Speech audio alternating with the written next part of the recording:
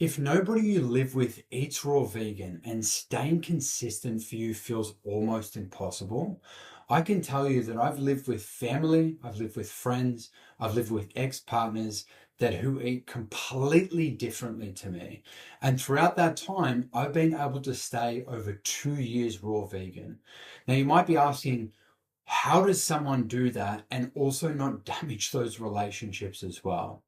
Well, the first thing to do is to become very clear on why you are doing this, why you are going to be sticking to this journey.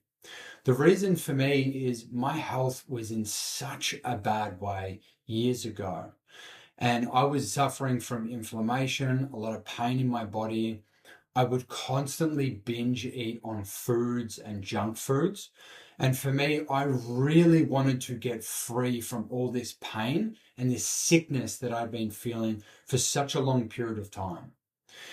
So my reason why I was doing this really compelled me and held me very strong in times that I wanted to give in, when that doubt from my family or my parents or friends, when that doubt would come through and they didn't necessarily believe, to have a very strong, compelling reason why and a vision that pulls me forward, that is what has helped me stay consistent in the times that I really felt like giving up.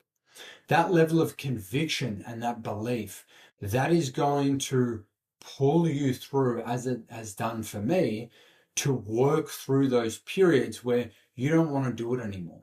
When you're going through detox, when you're going through cravings, this is going to be the thing that you're going to revert back to of why you're doing this. And for me, it was a really big surrender in this way of life and how I was going to live going forward. What else helped me through this journey is I didn't expect anyone to eat the way I was eating.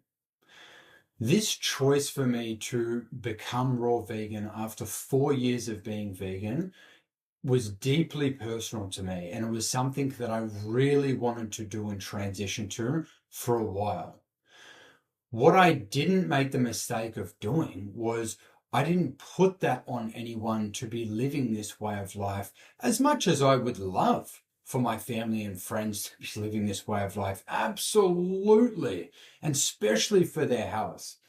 I never expected them to do it. Because I didn't have that expectation, there was no pressure on them, to feel that way, or there was no pressure for me to follow up with them to make sure that that happens, or trying to control them. Like I didn't have that expectation in the first place.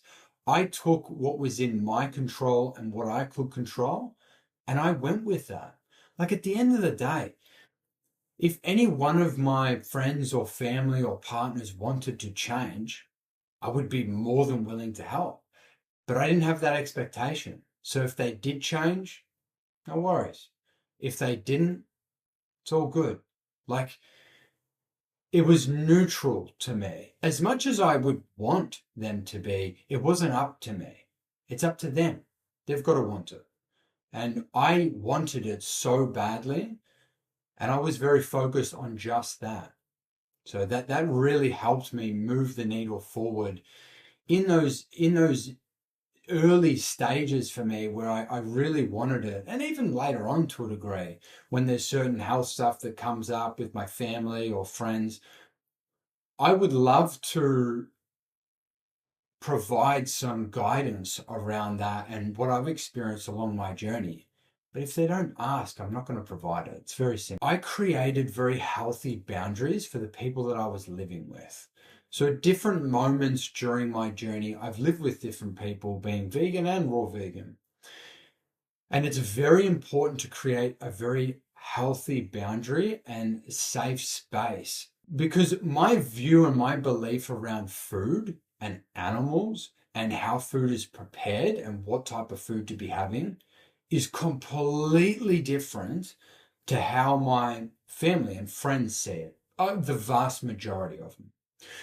So as a result, and especially the ones that I've lived with, so as a result of that, that needs to be very, very clear. Because if that is not clear when I'm stepping into living with someone, it's going to breed resentment, it's going to breed frustration and anger, and it's only going to make me feel more frustrated and me wanting to express that anger and frustration onto someone else.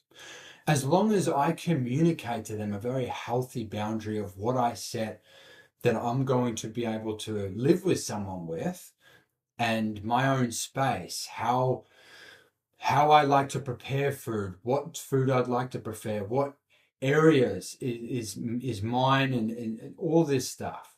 Like, I have to be very clear about what I'm okay with and what I'm also not okay with. And that doesn't mean that you have to control absolutely everything in the home and it needs to be a list of like 20 things to abide by in order to live with someone. For me, there was a couple of things I had to have and had to be respected for me. And that's like anyone you live with. There's certain things and how they live their life that you also have to respect as well. I just made sure that was very clear at the start before going into that. At least I certainly would now. I didn't make everything about just food. And I believe this is really important because when I first started this journey, I finally transitioned to a healthier lifestyle, and I was in awe of it, and it was like a gift to me, and I loved it so much. I was so passionate about it. What can happen is preacher mode can be activated as a result of that. And that's just through passion and what I've experienced. And that's all good and well. When that happens, though, what can happen is, as a result of that, it can get in the way of just relationships that I have with people and my level of connections and the memories that I've shared with people as a result of that. So what I made a conscious effort of doing was I didn't make it all about the food and my journey that I've been on, etc. I remained willing and focused on sharing the memories, the great memories that we did have, and also creating new ones that didn't have to do with anything about food. A love for sport and like yoga and business and different areas of work and own personal development and God, and like all these different areas of my life that have been so important to me, as well as my food choices and my health journey. I chose to connect on that level with them also, because I didn't want that to be the only thing that I was now going forward in my life, to only be talking to people in this area. It's important to bunker down at the start and immerse yourself at the start. It can also hinder you going forward, that you step away from a lot of people that you had a genuine connection with. Look, at the end of the day, you might lose certain friends or have less of a connection with family. For me, my experience has been that has happened. I also wanted to keep the relationships and the connections that were really true to me. And that happened when I was living with people, and I still wanted that to happen because I still love them. I stopped judging other people's choices. This can be extremely difficult. And when I'm talking in these videos, and when I'm talking on YouTube or in any social platform, I will express my views and my opinions and what my experience has been, because that is the platform for it. What I will not do is I will not outwardly judge other people, even on this platform. Like I haven't done that, and I just won't, because everyone's on their own journey. Everyone makes their own choices. I don't get to dictate those choices, nor should I. That's up to God Almighty and their relationship with God. At the end of the day, it's not up to me. I can only focus on what I'm doing and leading by example on what I'm putting out there in my life. I lead by example. That's what I like to do. I don't like to judge others and convince other people. Like at the end of the day, if people ask me, and the people especially that I'm living with like ask me what I'm doing, cool. I prefer the way I live, the juicing, the meals, the health benefits as a result of that, the energy, my attitude to show up. And at the end of the day, if they're curious about that or if they're willing to adopt some of those changes, great. But at the end of the day, if they don't, it's all good too. But I wanted to make a conscious effort of not judging people as a result of that, because this, again, this is a very personal experience for me that I've gone through, and a journey where I've had to overcome a lot as a result of that. In doing so, because that journey has been so personal, I don't want to then try and label or control anyone to live this way of life. If they want to, they will. And if they don't want to, that is fine. Like, again, I would prefer it. It would be great. But if they don't, it's totally fine. And the last point I wanted to touch on is really leading by example and living this as a way of life. That for me, I have done so for the last couple of years, and it's only been as a result of wanting to help others and being more aligned with this area of my life that I've chose to be on social media and connect with people in that way. Otherwise, I probably wouldn't have done it. Like I want to help people. I want others to have experienced this in their life to get the benefits that you are looking for. If that wasn't the case for me, if I didn't have that pull to do that, then I would be off social media. I just wouldn't do it. It's not, there's great benefits to it. There's also a lot of other benefits that just aren't particularly great, and the thinking that comes along with it and the attachment to them. So I choose today to live my way of life with the juices that I make, the coconuts that I crack, the smoothies that I have, the all different types of raw meals that I have, and the actions that embody someone that, for me, lives a raw vegan life with the distilled water, with getting good rest, with exercising, with all these different things that I do, that I love to do, that embody this way of lifestyle.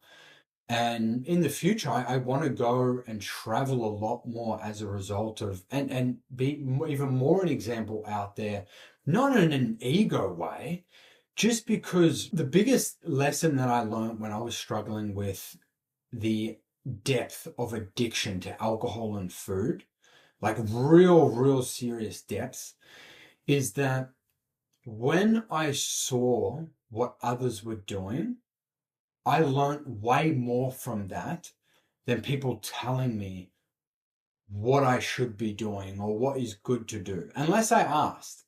But if I didn't ask, I learned way more from the actions people have shown. And that is what I do today. I observe people that I want to become or embody certain elements of that, and I see what actions they are taking, and I look to implement that as much as I can for myself. And just by doing that, people will follow. People will pick out different things that they like. And if they don't, again, it's all good. But I choose to lead by example today because it's the person that I want to be.